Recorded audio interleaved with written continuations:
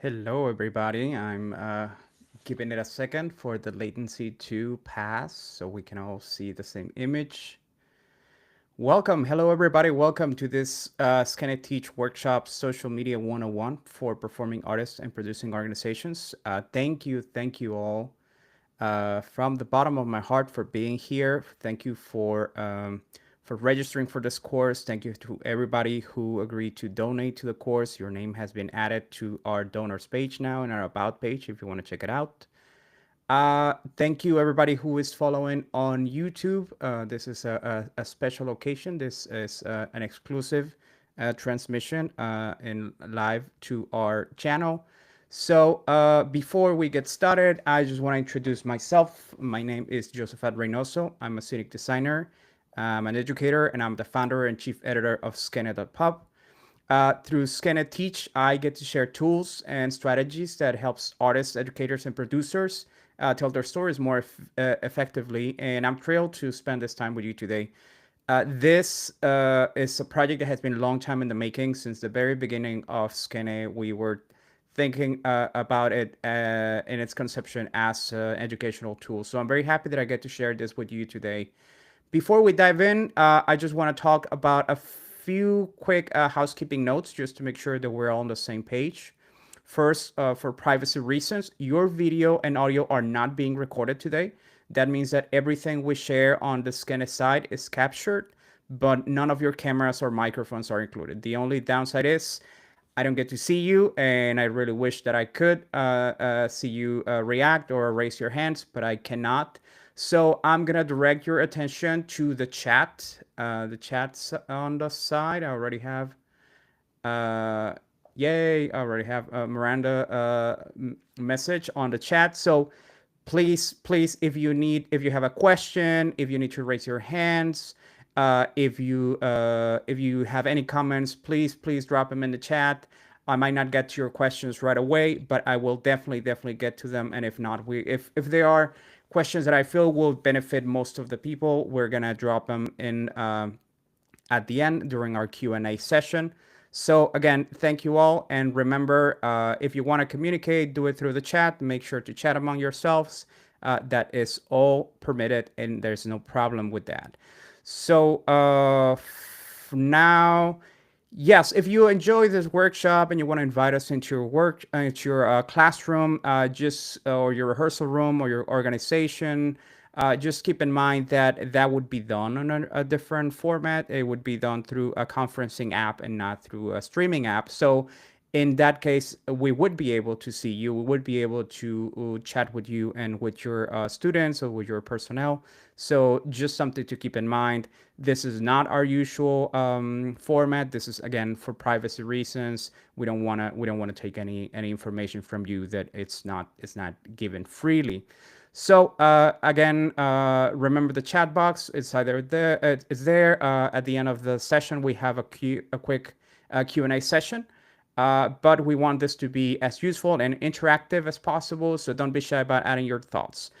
At the end of the workshop, you'll receive a link to give us your feedback and also to download both the presentation slides and the digital companion workbook. But because I know some of you might not be able to stay until the very end, I'm going to go ahead and drop the link to the workshop right there. I know that some people might not be able to see it if you're joining on mobile, so I'm gonna type the address in the chat box. Give me a second.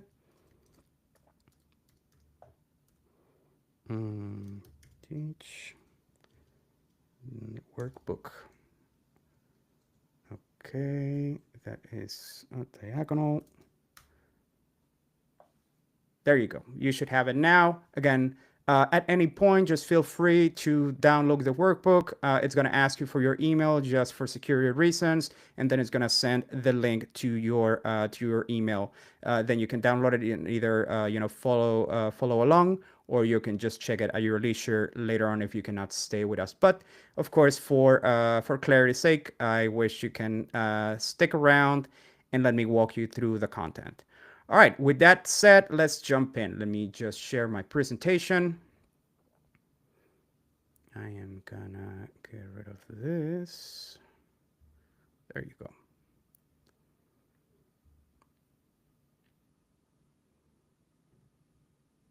All right, and I am gonna start my timer just because I want to make sure that I am not. Uh, Hang on.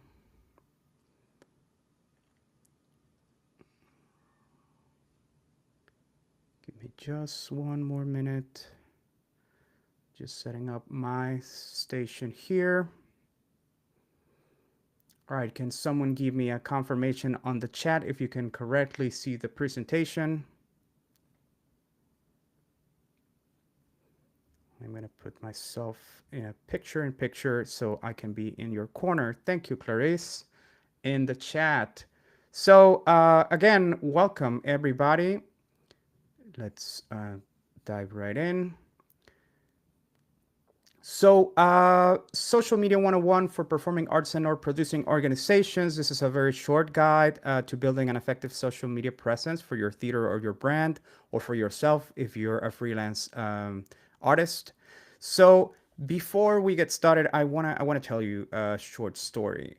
I have in the past, I have at times felt a little overwhelmed by social media. Like I haven't always felt super comfortable around it. Before we geared up to launch Skene, before we started pulling our resources together, I had actually just taken a very long hiatus from social media. So I understand, what it is to feel overwhelmed, but I at the same time I came back renewed, right? Like I came back with a very different view of what social media is and what social media can be. And the reason for that has to do with Monopoly.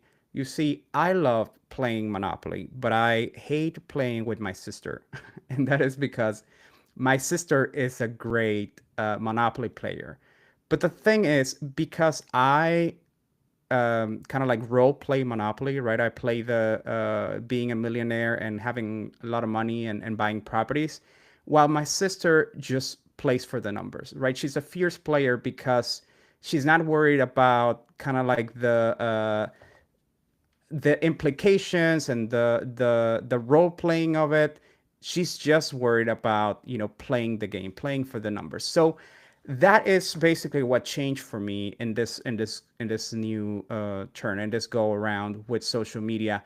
I decided that I was gonna turn social media into a tool. I was gonna play for the numbers and not gonna let social media kind of like overwhelm me, right? Before I was very much like immersed in the FOMO of like what other people were doing and why am I not doing that production and how is their social media looking so cool and mine isn't. And now I just think of it as a numbers game, right? There is definitely a logic behind using social media for your organization and for your own work that is very logical and is very methodical and is very much achievable, right? That is not gonna burn you up and that it's gonna exhaust you, right? This is about creating at your pace. This is about consistency. So this is not a workshop about how to go viral or how to become a celebrity online. This is not about how to create the next TikTok dance. This is about consistency, right? This is about what you can do with the resources that you have in a sustainable way, in a way that feels true, in a way that creates connections, in a way that creates the best way to interface with your audience. So we often imagine ourselves that our work will speak for itself, right? Myself as a designer, if you're a director, if you're a performer, right? We think that the work just speaks for itself. That if we put our heart and play into a dance or a dance piece or a play, or the audience will just find it, right? The audience will just find it. But the truth of the matter is that audience don't just walk by a poster anymore. So the way that producing organizations, art organizations are selling to their viewers has changed. It has changed radically in the last 10 years, I want to say. For organizations and small companies, it levels the playing field, right? Social media does. It definitely becomes a more democratic space for um for to connect with an audience without the necessity to be a humongous organization. Of course, larger theaters, larger dance companies, larger producing organizations, and nonprofits have a larger team. They have more resources, but that doesn't mean that that is the only way or that it's impossible to uh, effectively use social media as a tool if you are a smaller organization, if you're a freelancer. As a freelancer, for example, it's very personal. Social media becomes your portfolio, it becomes your press kit, it becomes the first impression that some of your collaborators get of you, right? I can tell you how many times I walked into a rehearsal space and I've heard from someone like, "Oh, I follow you on social media," right? Like I known you from before. I know your work. I know the things that you produce and the things that you put out because of social media, right? Because social media becomes that display of the things that we are currently involved in. Yes, it can feel overwhelming. Algorithms shift, platforms evolved, but the shift is to storytelling. The truth of the matter is that now that there's so much AI slop out there, the human-centered content is becoming more and more important, right? Uh, Unedited content, true content, gritty content, even, right?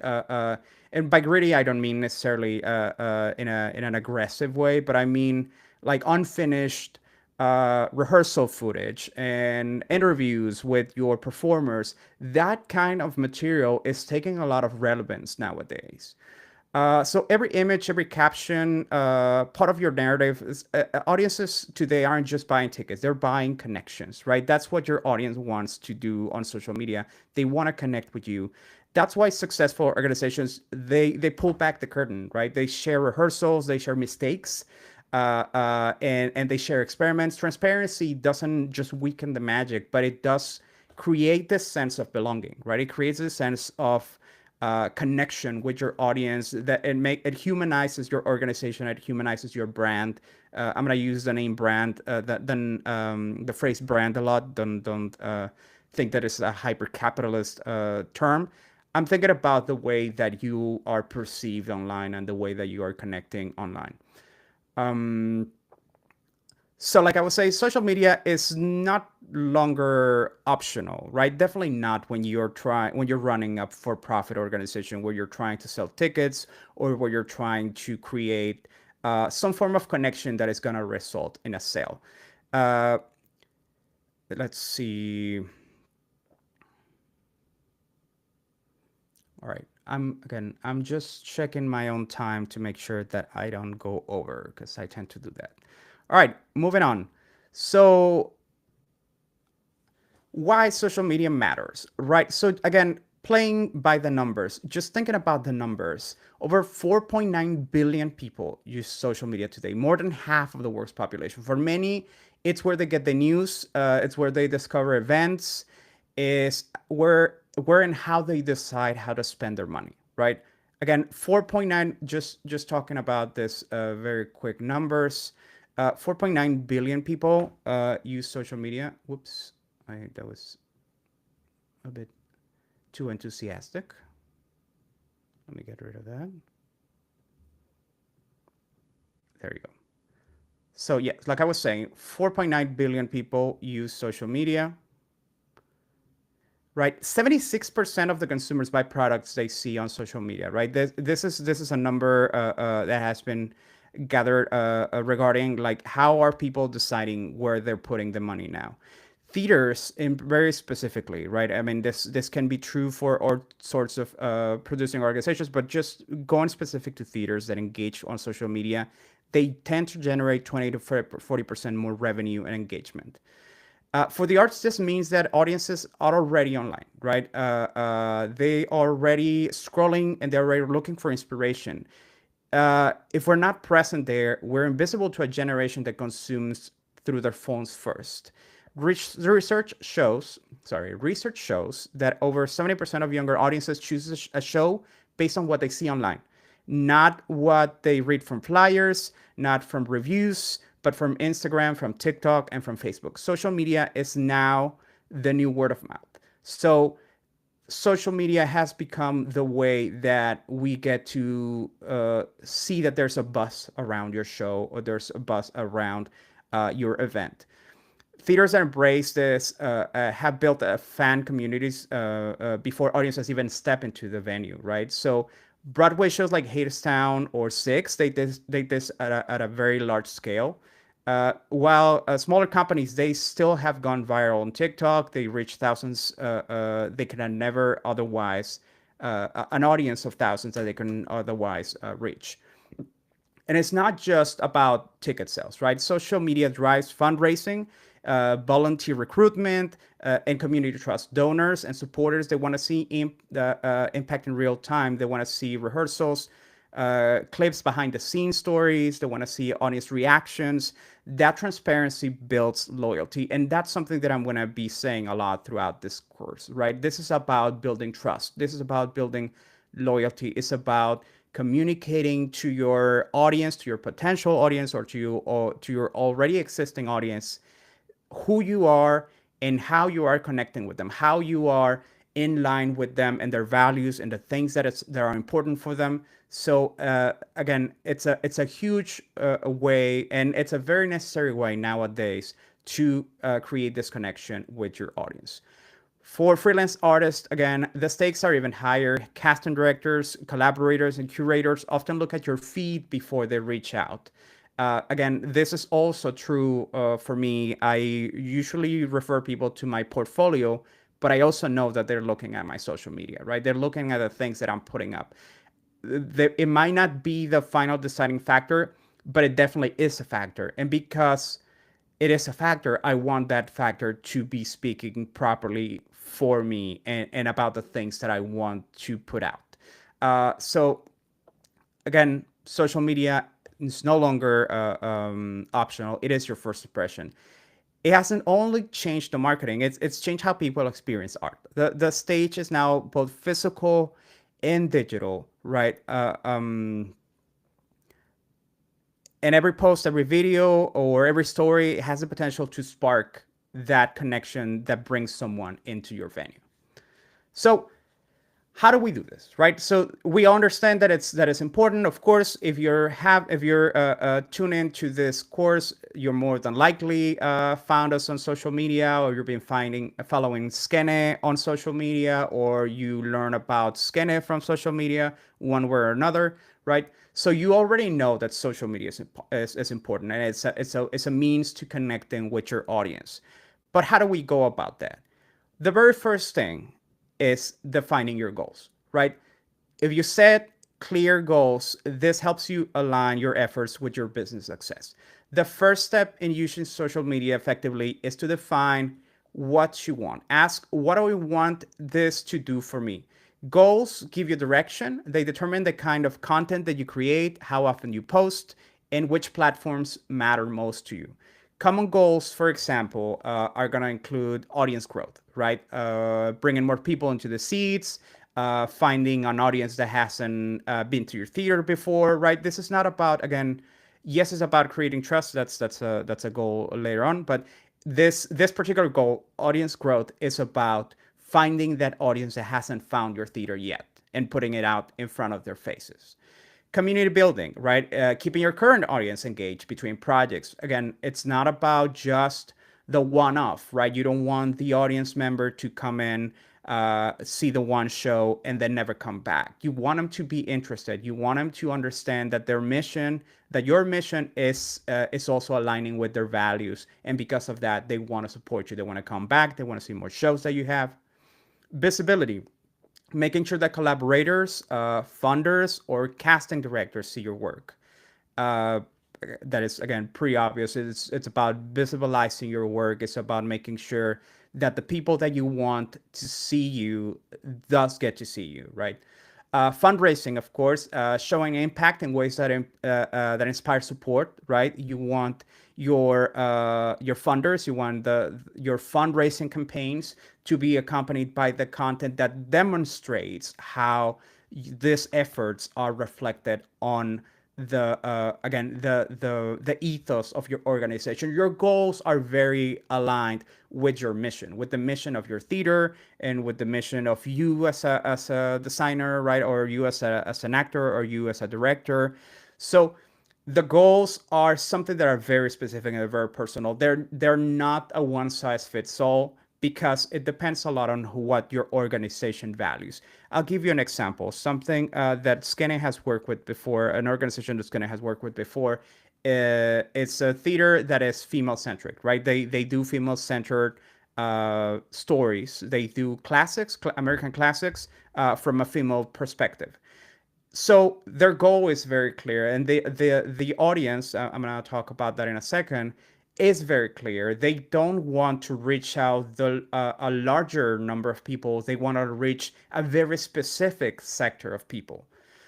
Some examples of this, for example, ticket sales, right? Of course, when your goal is ticket sales, when your goal is driving ticket sales, you want to highlight productions, you want to share behind the scenes, you want to include always very clear CTAs, call to actions, very clear purchase links, right? That's again something that seems very obvious, but at the same time is very easy to overlook, right? If your goal is to drive ticket sales, then the link to your ticket should be present at all time. Visibility, again, you want to focus on process, right? You want to focus on portfolio, and you want to focus on your artistic perspective. This is something that I deal with all the time. Yes, I can put up my production photos. Yes, the audience is gonna react to them. Yes, the people that follow me on social media are gonna like them. But you know what they like the most? The shots that I show of the tech rehearsals, or behind the scenes, or in the shop, because people love that, because they love to see, again, they want to connect with the process, they want to connect with you, they want to understand how you got to that particular spot in the process. Engagement, of course, you want to post interactive content like polls or questions or stories. This happens a lot on Facebook, for example, right? Where people would just, now they have bots that do that, right? You can create a bot in your group, in your Facebook group, and the bot is gonna create engaging questions every now and again, right? There's like, what is the best musical of the last 20 years? And the audience just wants to engage with that, right? The audience starts discussing, and they post and repost and comment to one another. So that's a way to create engagement. Of course, you don't want to do that through AI. You want to do it yourself. You want to control the conversation. You want the conversation to be lined up with your own goals. Goals are flexible, of course, and they can shift as your organization grows, from awareness to fundraising, to deeper audience engagement. Again, maybe you just started a theater company, so your first goal is, of course, going to be visibility, right? You will want to be able to get in front of people's faces. But once you start building an audience, you want to communicate what your values are. You want to communicate what your organization stands for and what it is about. So it's important to understand also, again, that goals are not solid, right? They can evolve, they can change, they can morph, they can transform as your organization transforms. Again, if you want to find your goals, go back to your mission statement, go back to the mission statement of your theater, of your producing organization, or your 503C, and read your mission, right? Like, read your mission and ask yourself, how does this reflect in what I want to get out of social media? Social media is most powerful when it's purposeful, right? Determining your goal turns posting from a burden into a strategy. This is where things live, right? When I first started posting for Skene, before I got more people into our team and we started discussing actual strategies for social media, I just posted. I just like posted and posted and posted and reposted stuff. And it was memes. And then there was like polls, and there were pictures. And so I didn't have a goal. I just wanted to post because I thought that was social media was about, right? Social media was about posting. And the more you post, the better it goes. Or that's what I thought. But that's not true. The truth is, the more clear your goals are, the more defined your goals are, the better, the less effort is just gonna escape. The more the effort that you put into your social media, the more that it's gonna pay off. So the next step is, of course, identifying your target audience. Knowing your audience helps create content that resonates. Knowing your goals is half the picture. The next step is, of course, to identify who you're trying to reach. You're not trying to reach the whole world. Again, going back to the example of myself as I was starting, uh, that was the wrong strategy because I was just casting a net that was way too wide. I was just trying to entice everybody about everything, and that is just not effective. It wasn't an effective use of my time. It wasn't an effective use of my resources, but it wasn't connecting, right? It wasn't connecting because it didn't communicate clearly who I was. It wasn't connecting. It wasn't communicating clearly to my audience what Skene was about, right? So you got to think beyond the age or the location. You have to consider the behavior and the values of your audience. Who is actively looking for cultural events, right? Who wants to support engaging emerging talent, or who wants to get excited about behind the scenes content, right? Some of the things that help you define the audience again are these 3 points, right? The pain points. What problems does your organization solve? In the case of this theater that I was telling you about, that creates female-centric theater, right? Female-centric classics. Uh, Clearly, the pain point is there is a sector of an audience that wants to hear more female voice centric theater, voice centric productions, and because of that, this is a solution that your organization solves, right? If you are again a solo designer, again, just because that intersects with me very clearly, I I want to reach out to an audience that is engaged with this, right? I don't want to reach out the Broadway memes audience, right? Because that is not the pain point that my brand, that my social media is gonna solve. What it's gonna solve is who out there is looking for interesting design, or who out there is looking for behind the scene, or for process, or for my very specific, brand of design, my very own style of design, interests and behaviors, right?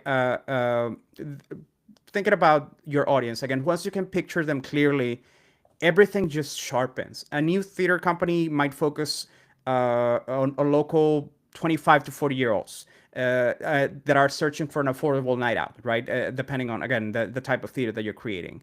A dance collective might zero in on parents with kids in art programs. A freelance designer might focus on directors, producers, or collaborators that can open new doors. Your audience shapes your choices.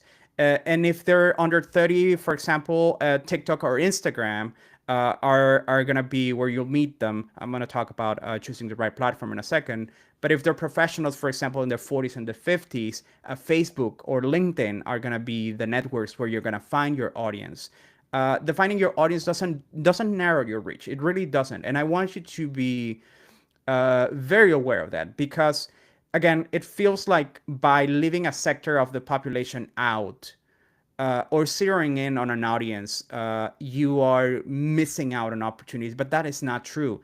The truth of the matter is that you're just using your resources more effectively. Defining your audience doesn't narrow your reach, it focuses your energy. It ensures your content feels like a direct conversation with the people that you want in your seats, right, in your network, or just supporting your mission. So again, going back to this, like I was just mentioning, think about, in the case of this theater that creates female-centric theater, what are their interests? Where do they live? What other channels are they seeing? What kind of comedy are they consuming, or what kind of commentary are they consuming? Right? Are you gonna reach them on YouTube? Are you gonna reach them on Instagram? Are they gonna be on Blue Sky? Right? Maybe they are an audience that is more intellectual and it is more about dialogue and about, or are you going to find them on a Substack, right? So finding your audience means delving into the right platform. And I'll talk a little bit about that in a second. Just doing another time check. Okay, choosing the right platform. Choosing the right platform is, well, every platform has its own personality, right? It has its own strengths, and it, of course, has its own audience.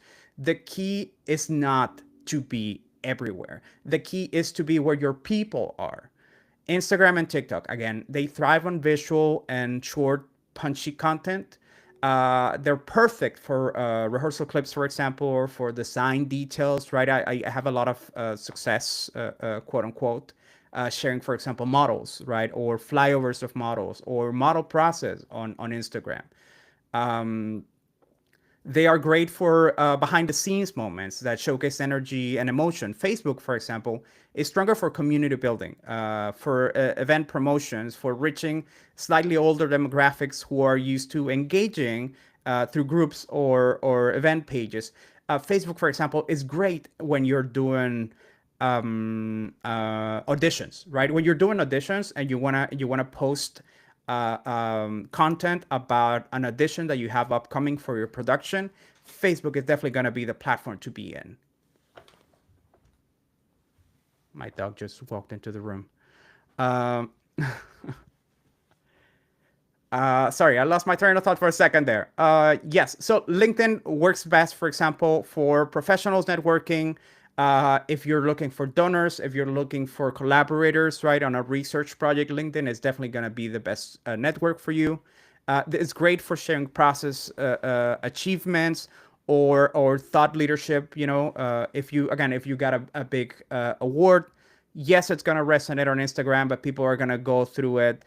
Yes, it's gonna people might like it on TikTok, but they're not gonna stop and read it. But if you put it on LinkedIn, right, or if you put it on web, or you put it on Facebook, it's more likely that your audience who is older, who is more used to long form content, they're gonna stop and read and comment and engage with you, right? So again, remember this, it's not about being everywhere, it's about being where your audience lives. Let me do a very quick audience check. All right, how is everybody doing so far? So far, so good. For those of you, thank you, Clarice. For those of you who are just joining us or who will sadly have to leave at some point, thank you, Scott. Before the end of the workshop, here is the link again to that workbook. If you wanna download it, if you cannot stick around till the end, you can just download it and again go through it at your leisure. It includes all the slides from this presentation, but it also includes the workbook, which has a calendar and how to define your pillars and stuff like that I will talk in a second. So let's talk about the strategy now. So once you know your goals and you know your audience, the next step is deciding what are you going to post and how often. This is where content pillars come in place. Content pillars they're definitely one of the bigger revelations for me, again, in this go around with social media.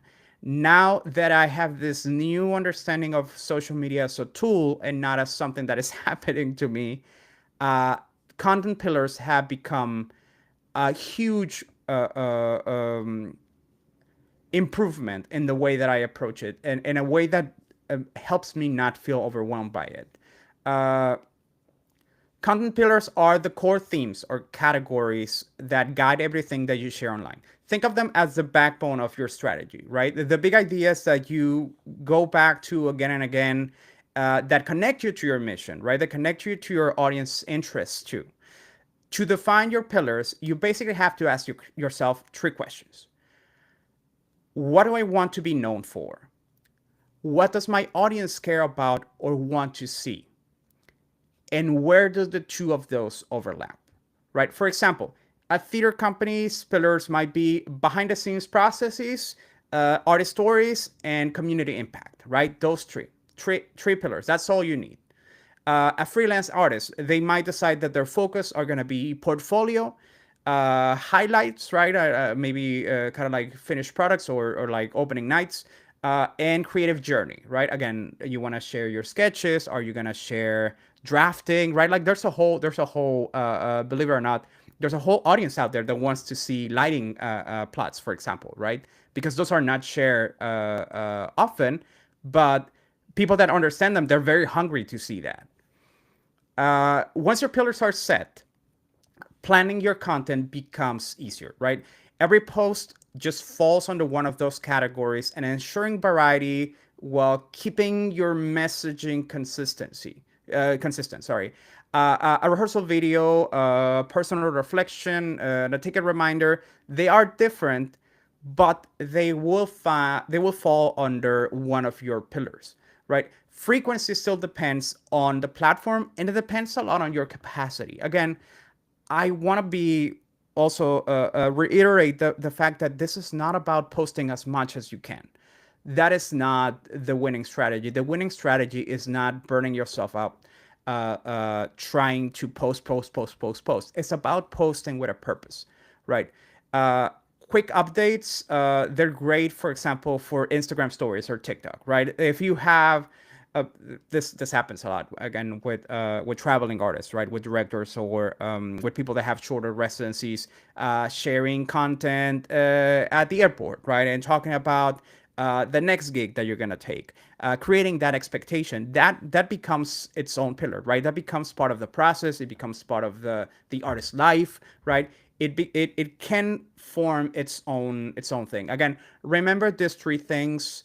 What do I want to be known for, right? Or again, if you're an organization, think about, again, back to your goals, back to your values, right? Like, what are we known for, right? Like, what is important for us? What is the one thing that sets us apart from the rest of the theaters, the rest of the organizations? Some of the examples of content pillars that I have here for you are, for example, educational, right? And educational pillars, entertaining, inspirational, promotional. And educational would, of course, be how-to guides, tutorial tips. Are you gonna share a very quick, I don't know, tip about how to create a section on Vectorworks, right?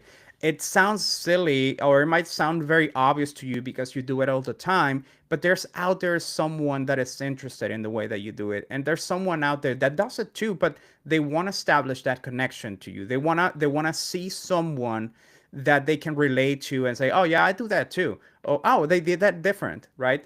That becomes very interesting educational content, right? That can make up for very interesting educational content, entertaining content, right? If you say are comedy theater, right? Then maybe you're creating memes. We have done in the past on Skene interviews with Jamie Schreiner, right, who's a comedian, and there's a lot of very entertaining content, right? There's a lot of very informative content. There's a lot of very clear sales content, right? That is promotional in nature, that talks a little bit about their upcoming gigs and who they're going to be presenting with. But there's also a lot of uh, a new like funny thing that happened, right? Or some pictures from an older photo shooting. So the way that they create and use their content, it's actually very smart. It's actually very smart because they follow very clear content pillars. Inspirational pillars, for example, are success stories. Again, your awards or the awards that your theater got, right? Or the how many people you got in your one show, right?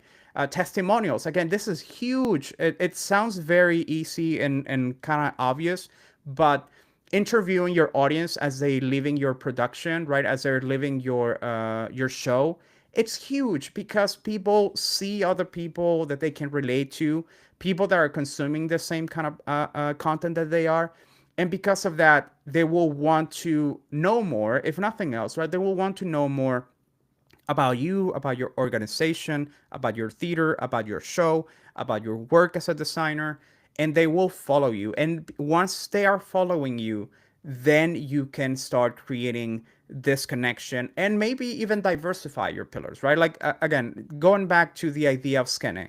When we started Skene, the pillars were super clear. Not only were they clear, they were the very first thing that we defined before we launched, right? We knew that we wanted to do profiles. We knew that we wanted to do diaries, and we knew that we wanted to do news, right? As it evolved, right, we realized that there's a lot of like news contents out there, and it probably wasn't what our audience was really looking for. So instead of that, we turned it into our opinion columns, right, and reacting to some news that were important to our community, right. So our content pillars were at the center of our strategy when we started posting and we started creating content. Using a content calendar is another way of really not overwhelm yourself when creating, when starting to post, when developing your own strategy and planning for it. Right? You, I would recommend, again, it depends on your capacity, and above all, you want this to be sustainable. You can plan post weekly or monthly. I usually do our main calendar monthly, right? And of course, after that, everything that happens is gravy. But I'm not worried about, oh, what I'm gonna be posting next week, right? Or what are we gonna be posting by the end of August? I already know what that is. We already have that schedule. We already have that planned, and we know in which pillar that falls under, right? So again, we know, or I can definitely see now when I look at my calendar, when I'm going a little too heavy on the profiles, right? And maybe when we should pull back and talk a little bit more about opinion, right? Scheduling content. You can schedule content using tools like Meta Business Suite or TikTok Studio. This might be a little bit more advanced if you haven't done it before. It has a learning curve. It takes a second to get used to it, but it makes it easier, right? It makes it easier because again, nowadays there's a number of people that collaborate on Skene's social media. So I usually do my own posting on Sundays. On Sunday evening, I will plan the recap of the week, and I will post, I don't know, two or three profiles that are going to be distributed throughout the week. And then someone else is going to come in and they're going to like put in the calendar something else. So that already starts creating a variety. Maintaining a balance again of content, which is what I was just saying. It really keeps your audience engaged, right? If your audience thinks that what you're posting either has no shape, right? Like they cannot identify clearly what you are about. They're not gonna be interested. And if they feel like you're only posting the same thing, they're gonna be disinterested, right? They're gonna lose interest and they're gonna stop following you. So again, maintaining a balance of content types helps with that. All right, so engagement and community building. So posting content is just half of the job, right? What really transforms social media into a real tool is engagement. Audiences, they just don't want to watch; they want to interact, they want to respond, and they want to feel part of your journey. They want to feel like they are within your community, that you're speaking directly to them. Engagement can be as simple as replying to comments, resharing audience posts, for example. That's huge.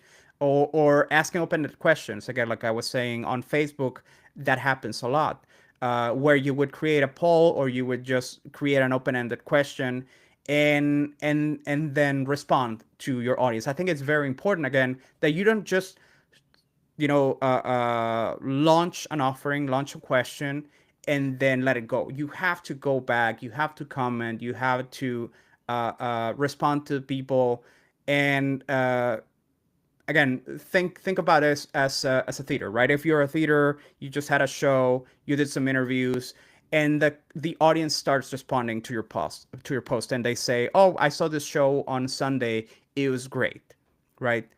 It's very different when that's the last conversation that when the theater responds and says, "Oh, that was fantastic. Tell us what was the your favorite part," right?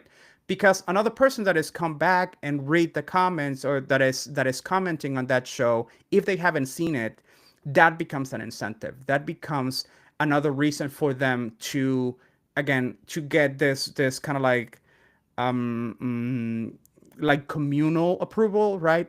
Which drives trust, which then itself drives the audience to go to your venue, right?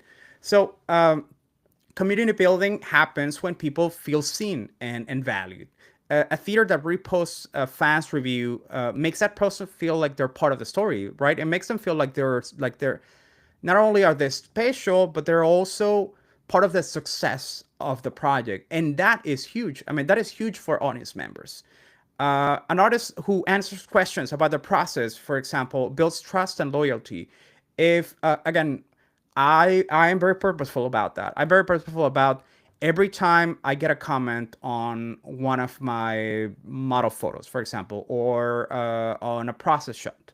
I always make an effort and respond. I don't have to be attached to my phone 24/7, right? I usually do it once a week, twice a week, uh, but I always do it. Like, never leave a comment unanswered, because that communicates to the person that on the other side of the line, right, on the other side of that post, there's another human being that wants to know, or that cares about their comment. So social media is not just about it's not a broadcasting channel, right? It's a conversation. When you prioritize engagement, you're not only promoting your work, you're also cultivating a community that shows up, that shares your story, and that sustains you long after the single production of a process, right? That happens to me, and that happened to me again a lot in the past, where I would share production photos of a show that I opened, but I open 4 shows a year, right, or 6 shows a year. Let's say that I open 8 shows a year, but when I'm not sharing those photos, then my audience loses interest, right? So I have to find a way to keep that community sense building. So when I don't have those shiny, beautiful photos of the new project, my audience is still engaged. They still want to know what's going on with me, right? And what I'm on about, and what is my next project, right? Because again, that is gonna help me later on either bring them to my venue, or invite them to a project, or ask them to be donors, depending, again, back to my goals. So again, just a couple of points for you to keep in mind. A theater that reposts audiences Instagram stories featuring their shows, and often tagged for posts, right? So if you're tagging your audience members, right, if you're tagging the people that are talking about your show, they're talking about your project, reposting, right? Something as simple as reposting a comment that someone left for you on your Instagram or your TikTok or your Facebook. That's huge. It really makes a difference for that person, because it strengthens the bond. So some of the best practices for engagement, again, based on your capacity. Don't feel like this is the key to success, but these are just best practices. You want to reply to comments and DMs within 24 hours, right? Again, people will remember that they wrote to you when you're responding to them within 24 hours, 48 hours. But after that, they might just feel, they either forget about it, or they felt like you were just responding like once a week, right? Like I was just saying. You want to ask questions and use polls to spark conversations. Again, it sounds small and it sounds a little trivial, but this makes a huge difference, particularly when you're going back and responding to your audience comments.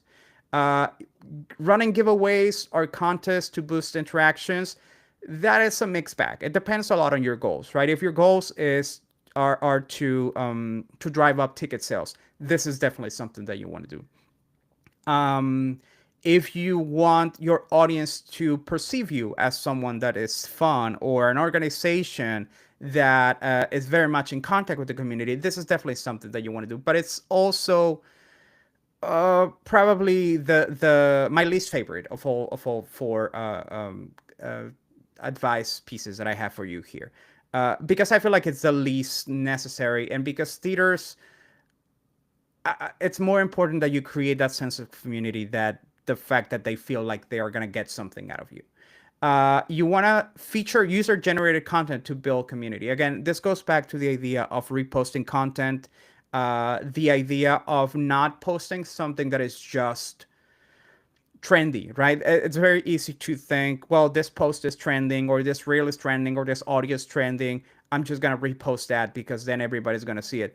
Yes, but it has a lot more value when this is something, again, like an audience member posts a clip, or someone is at your theater and they took a selfie, right? Or they took a photo in front of your logo or in front of the set of your production. That happens a lot nowadays.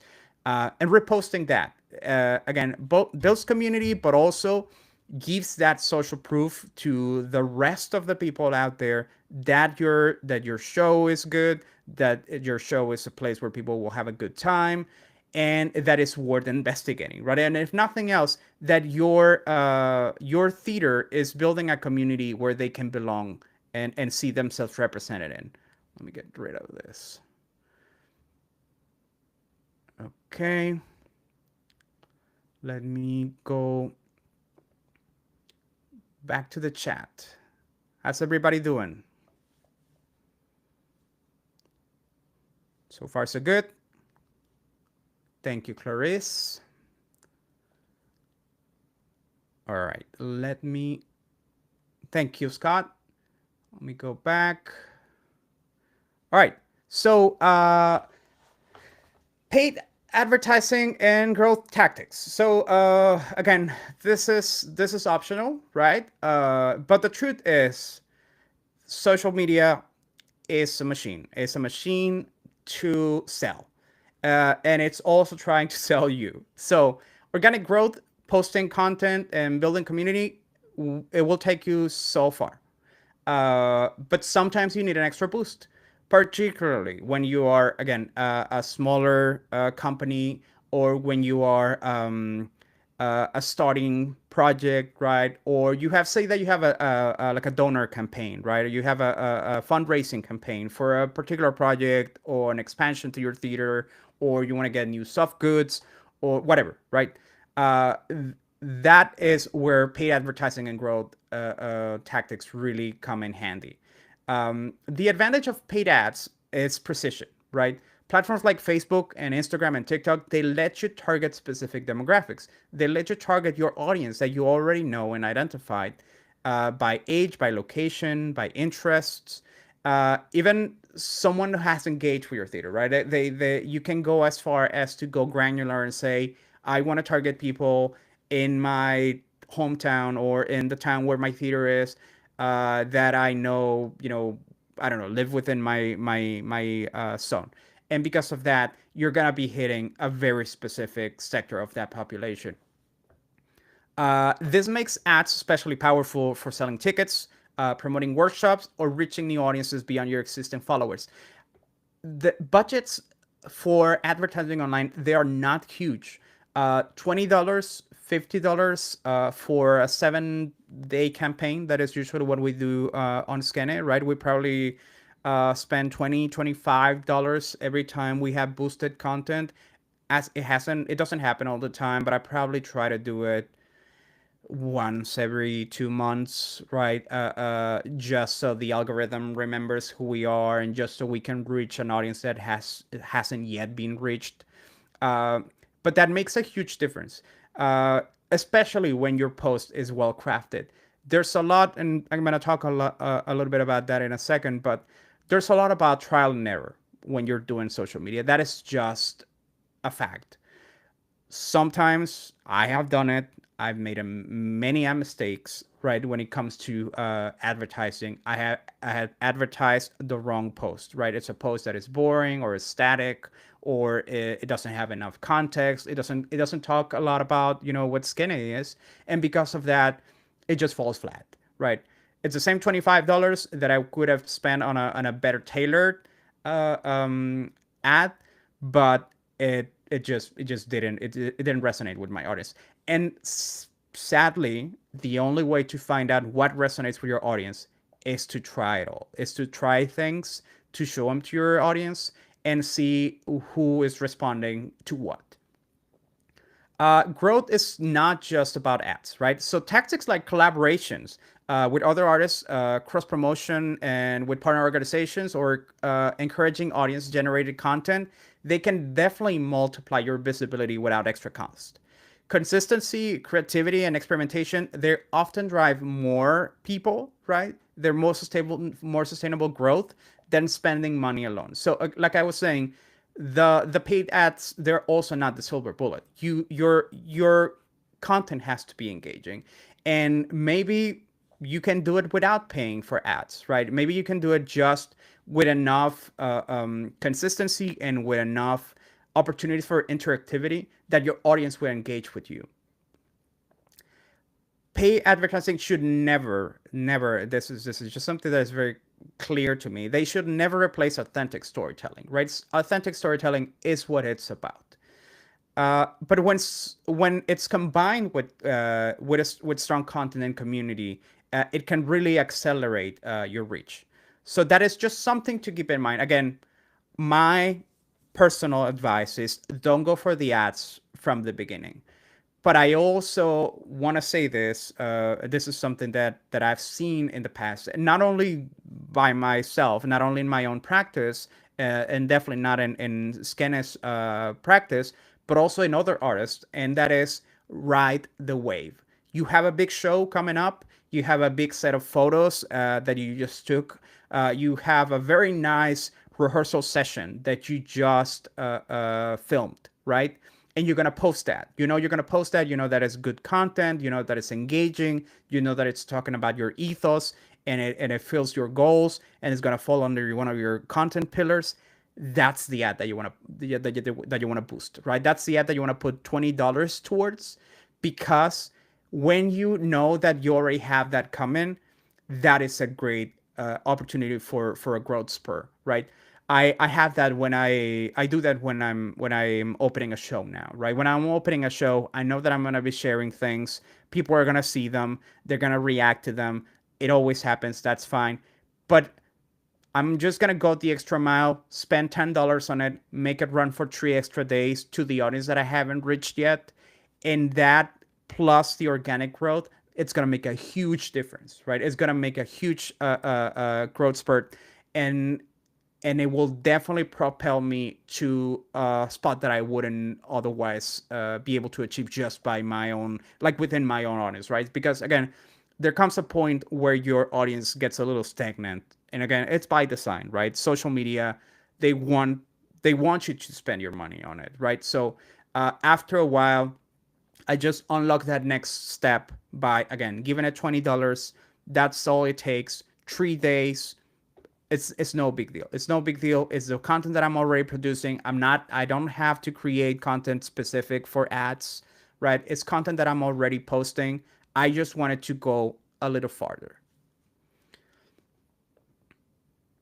All right. Now, finally, the final step is, like I was saying, it's knowing whether your efforts are working or not. Success on social media is not just about posting, it's about measuring impact, right? You got to start with the metrics that match your goals. If your goal is ticket sales, then track the clicks to your ticketing site. If your goal is visibility, look at reach, impressions, or profiles visits. If your goal is engagement, you gotta focus on comments. You gotta focus on saves, right? Who is saving your content? If you have a fundraising goal, right? It's of course tied to your donation page traffic or your conversions, right? Like how much money you're actually getting. This is something that has been very clear to me as we embarked on Skene, and it wasn't always clear, right? Here's an example. So we would get 3 times as many views on a post, the same post on TikTok, on Instagram, sorry, that we do on Facebook, right? So say that I set our profile series. Our profile series are usually 4 slides. That's it. They're just 4 slides because I know that audiences don't go past the fourth. They just get bored and drop it and go to the next thing. I can post the same thing and I will get, I don't know, 3,000 visits, right? 3,000 views or 3,000 clicks or 3,000 engagement units on a post on Instagram, but I will only get 1,000 on Facebook, right? And yet, when I look at the metrics of Skene, of our webpage, uh, Miranda might know this number, but I think it's 2/3 of our audience comes from Facebook. So that means that even though less people interact with it on Facebook, more people from Facebook that interact with it go to our webpage. And because our goal is to drive visits to Skene, right? Then I know that Facebook is a platform that I definitely need to keep posting on, right? It's not about the amount of clicks that I get. It's about how those clicks transform into my goal. And my goal, again, is to bring people to Skene. And because of that, Facebook is a huge forum for us, right? It's a huge platform for us where even though, again, there's less numerical advantage, it does create more conversion. So you have to be very aware of those of that performance, right? You got to start tracking that performance. It's not about. I mean, I'm confession time. I'm a huge nerd, right? And I like geeking out on those data trackers, right? But you don't have to, right? You don't have to be a slave of the graph, but you just have to understand, like, oh, my goal is to create community, right? And this post in particular, it might not have gotten the most views, but it definitely got more comments, right? Or people that commented on it were responded by other users, and then they responded themselves. So it started a conversation, right? So you know then that that is the kind of content that you want to post. It's all about trial and error. It's all about understanding what you want, how that looks on the platform, and how then you can create more of that. So some key metrics to monitor, for example, engagement, the engagement rate, that right? Likes, shares, comments. This is, for example, again, however many readers we have on Skene, this is something that I pride myself very highly on. Right, our engagement rate is 1.8 on Skene's webpage right now, which means that pretty much everybody that comes and reads an article reads zero point 0.8 articles more, right? So most of the people that come to our webpage, they don't just click and leave. They just don't read one article and then go away. They come back, right? So that tells me that my content is valuable, that the content that I'm producing, that I'm creating and sharing with my community is resonating with them, right? And that again in itself gives me a very clear indicator of what am I doing right, what am I doing wrong, and how do I pivot to adjust. Reach and impressions. How many people saw your content? This is now the biggest metric on social media. Well, yes, basically on all social media, but definitely on Meta, right? On Instagram and Facebook. It used to be, if you all are as old as I am, it used to be that the amount of followers that you had, right, was the dominant metric. It was all about the followers, right? How many followers do you have? But the truth of the matter is that nowadays audiences don't follow other pages as much. It's just not something that they do, right? It's kind of like outdated or whatever.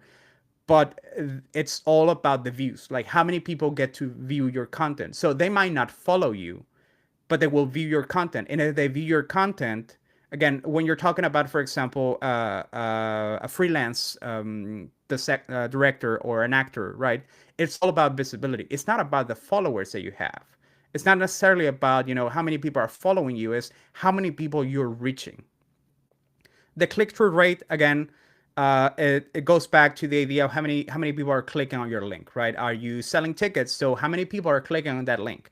It's not about how many people are seeing your ad. It's how many people are actually going into your ad to get to their ticket page, right? So lining up very clearly to your content, to your goals, right? When your goals is driving ticket sales, this is a metric that you want to keep in mind. And conversion rate. How many users are completing desired actions? Say form.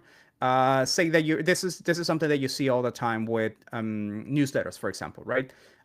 You are providing content, and then you're providing a form. How many users are actually filling out your form, right? How many users are actually going into your form and converting into a subscriber, into someone that follows you, into someone that is interested and engaged with your content, right? This is a very important metric for that. Tracking results, of course, helps you improve your strategy over time. Your strategy, just like your goals, just like your consistency of posting, it's not crystallized. It changes, it transforms, it evolves, it grows, it morphs. Some months, I've just talking about myself, right? Some months I don't have as much time to post, right? And because of that, I also get an opportunity, a very weird opportunity, to see how much the content and the engagement decrease when I'm not posting as often, right? Or when um, I don't know. It happens to me again when our content becomes a little too consistent, right? So that we have three artists, and all three artists are from Mexico, and all are posted in sequence. Then I definitely see there's a decrease in the engagement because the audience wants to see more diversity, right? Because once they get to that point, they're the audience that is re-engaging with the project is going to start taking a very specific shape and demographic and age group, right? And it might be just be people that, so the people that knew artist one, they might also know artist two, and they might also know artist three. But if I have artists from different cultural backgrounds, right, and I have them interspersed, then the people that knows artist one might not know artist two, and because of that, they will be engaged. They will engage and they will read my article. They will see what is new, what is different in that practice, what is different in that cultural background, right? So it becomes a way to strategize your content, but it all comes back to understanding your analytics. It goes back to understanding what is working, why it's working, and what do I do more? How do I do more of that? Right? Again, this is just a couple tools that I have used in the past. Some I love, some I don't. Meta Business Suite. It's great when you're planning content for Instagram and Facebook. TikTok Studio is great when you're planning content for TikTok. Kit.com is great when you're doing, for example, newsletters. Microsoft Clarity is a little bit more advanced, right? It's about heat maps and click rates. So again, depending on what your goal is, some of these tools you might want to use, some that might not even apply to you. So, all right, we're an hour now. Let's talk about conclusions and next steps. All right. So now everything we covered, goals, audience, platforms, the content, the engagement, advertising, and measurements, it all comes together in practice through planning and through consistency, right? That's where your next step begins. So the only way to try this is by doing it, right? The only way to make sure what works and doesn't work, what resonates and doesn't resonate, what the best platform is, and what the least useful platform is to try it, right? Again, I'm gonna give you an example. When I started Skene, I thought that X was gonna be a platform that our audience was gonna engage with. But clearly, things were happening with X back then, and it wasn't the kind of audience that we wanted, right? The one that weren't interested in our content, and two, it was not sparking the right conversations, not the conversations that were lining up with our values. So, I we just decided that we didn't want to be on X anymore. Again, it was not necessarily a judgment, right? A character judgment or anything like that. It was just not the right platform for us, right? We were putting effort into it and not getting enough engagement in return. So we just decided to drop it. So start by creating a simple content calendar. I'm going to show you an example in a second, and there's going to be one in your workbook that you can use. Start by creating a simple content calendar. This doesn't need to be complicated. Just a week or a month mapped out with all your posts and when and which platform. A calendar helps you stay consistent. It avoids last minute stress. I can tell you how many times when I started, I would just stare at the phone and be like, what do I post now? Now, thankfully, I don't have that problem because my content pillars back me up. Uh, so decide, whether or not you want to post behind the scenes, storytelling, call to actions, engagement prompts. From there, you gotta implement your strategy, right? Post with intention. Keep your goals in mind and lean on the platform that best matches your audience. You don't have to aim for perfection. You have to aim for consistency. Perfect is the enemy of real, right? If you spend, again, I've done it. I've made every mistake in the book. So at the beginning, I spent way too much time editing and way too much time planning and way too much time tweaking and making sure that the thing was right and the font was right. Yes, that matters. But you know what matters more? That it exists, that it's out there, that your audience sees it. And later on, again, you'll refine, you'll get your data, you will pivot and adjust and make it better, right? Not even make it better as in prettier, but make it better as in what does your audience want. As you go, you gotta make space to test and optimize. You gotta try different formats, try photos, try short videos, live Q&As. You can experiment with posting times, with calls to action, right? Again, buy ticket here, or join our newsletter, or follow me on Instagram, Facebook, whatever. Then look at the results, right? Look at the results. So is this call to action resonating with the people? Did I get more people than I expected, from this video or from this conversation that I started?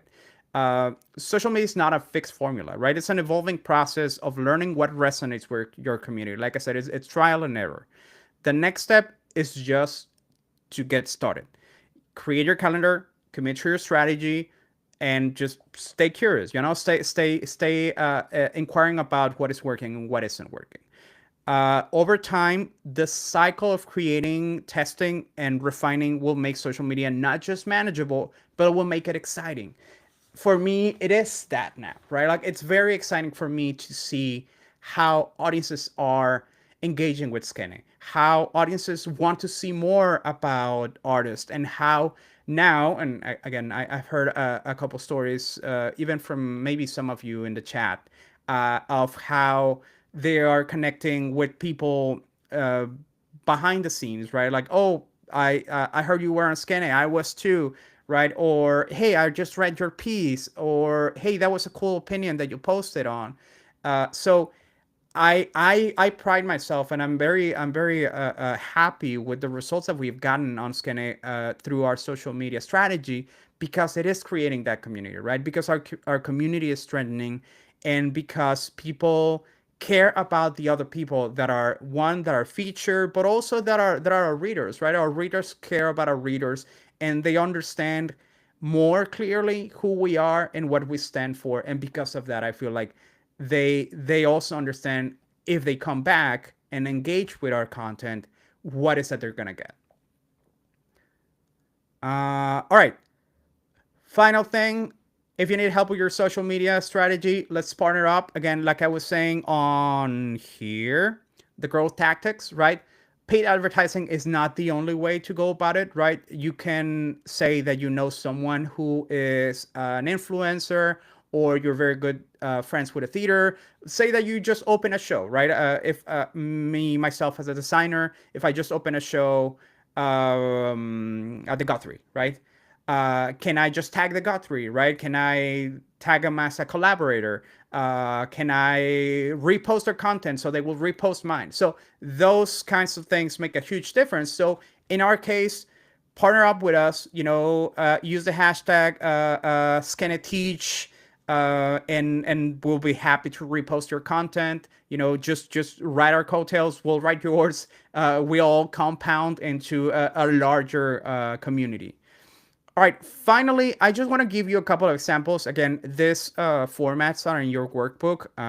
Of course, this not it's not going to be the filled out form, but you're going to get this blank forms. Let me show you a couple of examples of social media content calendars.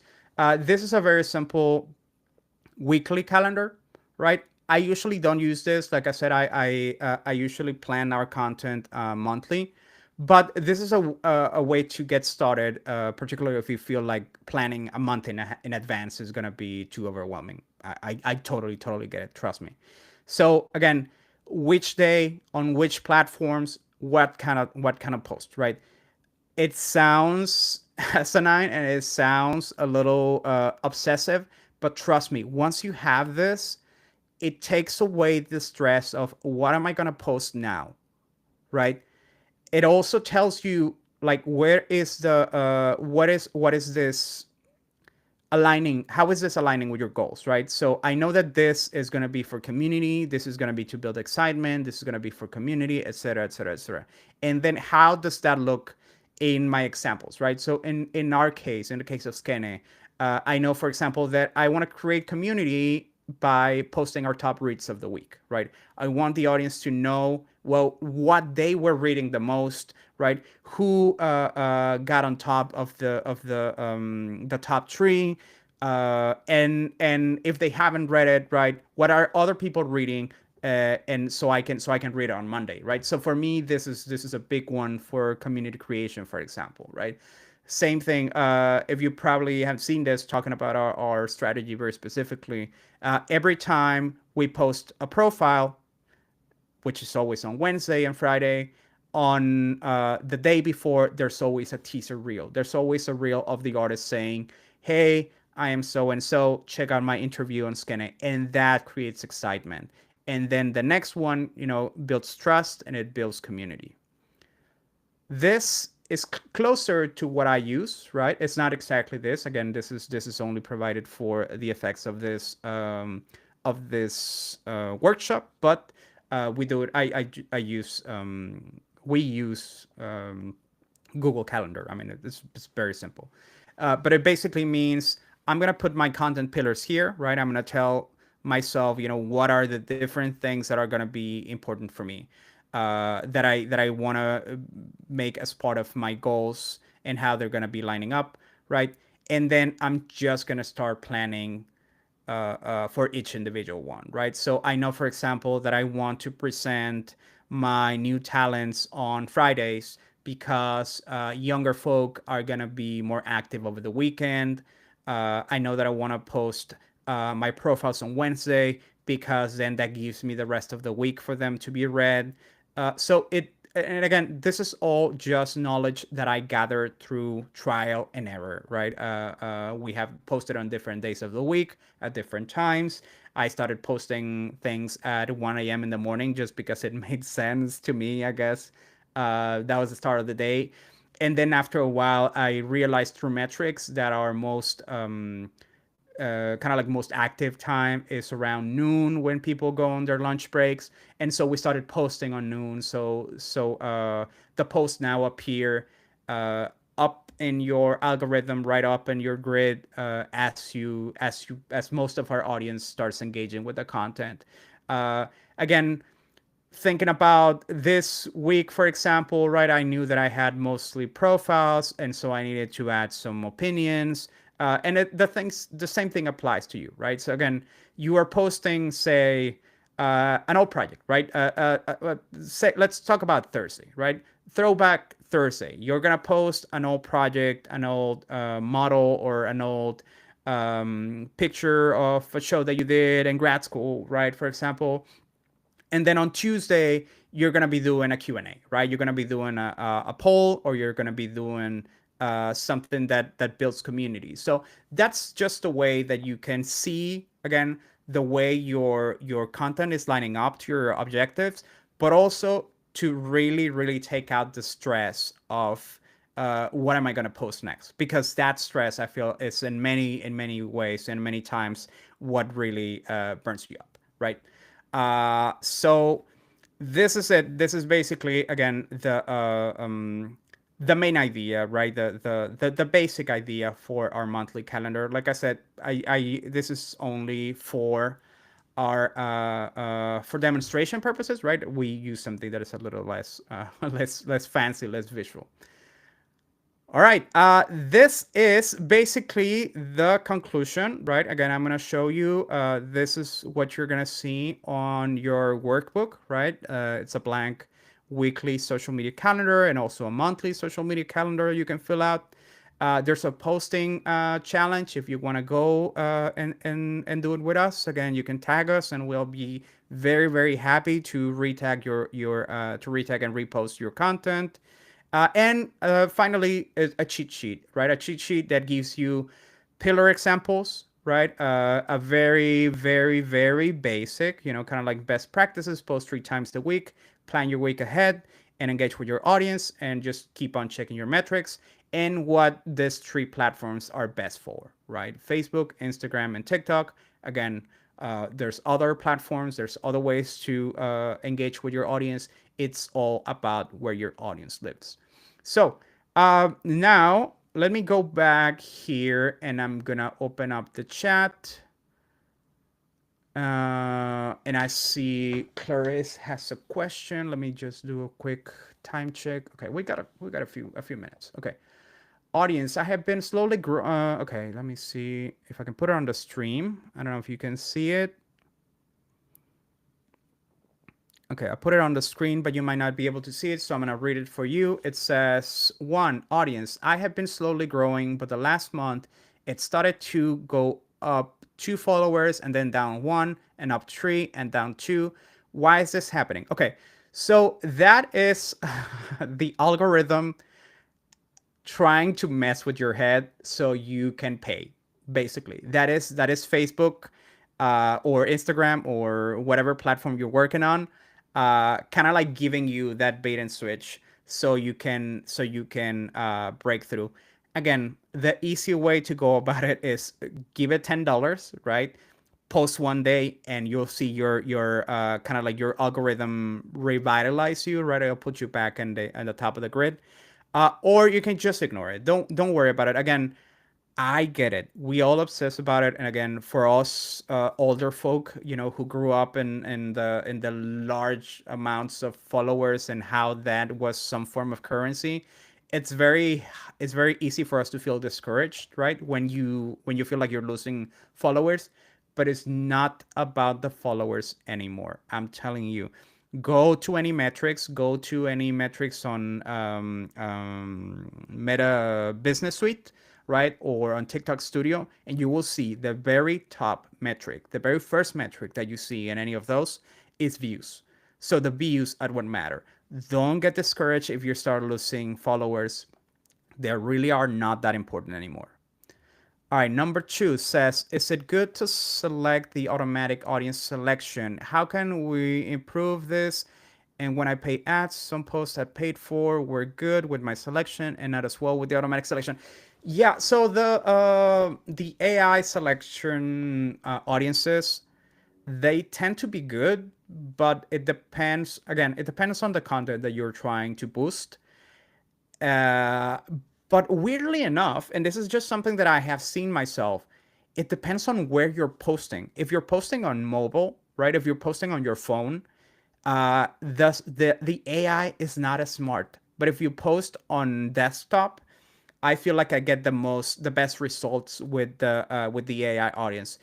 I still don't leave it entirely up to the AI audience because, particularly when you're starting to post, right? When you don't have enough content for the algorithm to figure you out, then it's just gonna feed you whatever, right?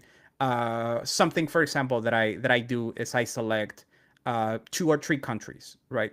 Not because I don't want the rest of the world to see my content when I'm boosting, but because that targeting helps me reach a more engaged audience, right? And you can always see that when you're boosting content, it gives you kind of like the metric of how many people they're gonna reach. So I think that that usually becomes a very good metric of how to effectively use paid ads. Okay, and that says tree. In your opinion, how worthy is it to pay this growing audience services? There are some ones that offer organic and authentic. Oh, the no, no, no, no, no, no, no, no, no, no. That is yes, yes, I know what you're talking about. No, definitely not. Do not pay for bots. Do not pay for bots. Do not pay for any of this. Oh, we'll get you 1,000 followers in 3 days. Not because you're not gonna get them. Yes, you're gonna get them, but the algorithm is gonna flag you. It happens a lot on Instagram. I did it once a million years ago on my personal account because I felt like I needed more followers. I just got not even shadow banned. I got banned for like a week, right? My account got deactivated like a week because it reported this spike. Like I had like 1,000 followers from one day to the next, and the algorithm was like, "Yeah, no, you're cheating, man." And because of that, I just got flagged. So no, don't worry about it. Again, these people that sell the services, they prey on us thinking that followers are the most important thing, right? And they're not. They definitely are not. Again, you can have 5 followers, and if your content is connecting with your audience, that's all it really means. I rather say that I'm selling tickets for a show. I rather connect with 20 people that are gonna get a ticket than with 1,000 people that are just gonna scroll through my content. Because why would I just? I mean, I'm not creating content to just put out, right? Like there is a goal, and if my goal is clear, then I know what my metric is, right? So it's not about the followers. Don't get discouraged. Don't worry about it, and do not buy bots. Particularly because after a while they're just gonna go away. I mean, those bots, they disappear, right? They get deactivated or they get flagged themselves, and they just go away. And then 4, it says, I'm always confused about the options paying ads give, like get DMs or more profile views. What exactly does each one does? As well, it's different. And again, it for some reason it varies depending on whether you do it on mobile or on desktop. Um, it depends on your goals, right? So if you have a page, if you have a Facebook group or you have a Facebook profile, but you're promoting an event in your Facebook group, then you want to select, get more clicks on a link, right? For example, or if you want to get more followers, I think the option is called page likes or something like that. Uh, Again, it's sadly because I think it's confusing by design. It's sadly something that you learn through trial and error, right? Like I have paid a couple of times for ads that just went nowhere because I didn't exactly understand what I was paying for, right? Honestly, it's just because I either let the machine select the objective for me or I selected the wrong objective. Like I did page clicks or something like that. One of the last times I did it by mistake. Um, and I didn't even include the link, so it was just money that I threw away. Does that answer your question?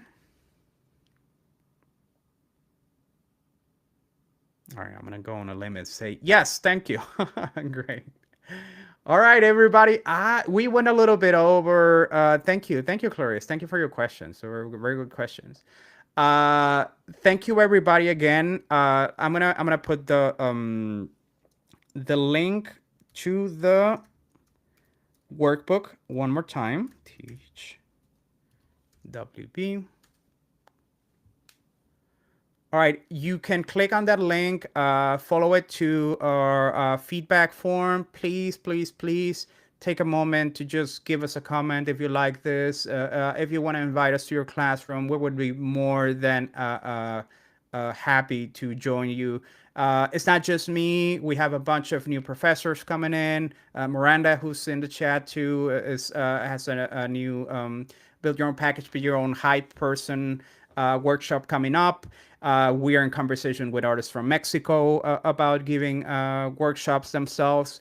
So don't believe this is a one man show, right? I am just the front man, but there's a lot more stuff coming up. So please, please, please stay tuned. Thank you all for being part of our community. I pride myself again on the work that we do and on the content that we put that we put forward. But I am very grateful for the way that you all engage with us and the way that you all follow us and the way that you all comment on our content and repost us. So thank you so much. It really, really, really means the world. There you go. Miranda's just advertising her workshop, their workshop. Sorry. Come hype yourself up with me in September. There you go. Coming up. So, folks, stay tuned. Check the Skene/teach calendar for upcoming dates, for free dates, or schedule your own class, for your own group, or for as little as I think it's 5 people right now. So thank you all again one more time for joining me, for joining us, for joining Skene, and for being part of our community. Thank you again, and I will see you in the next one. Peace.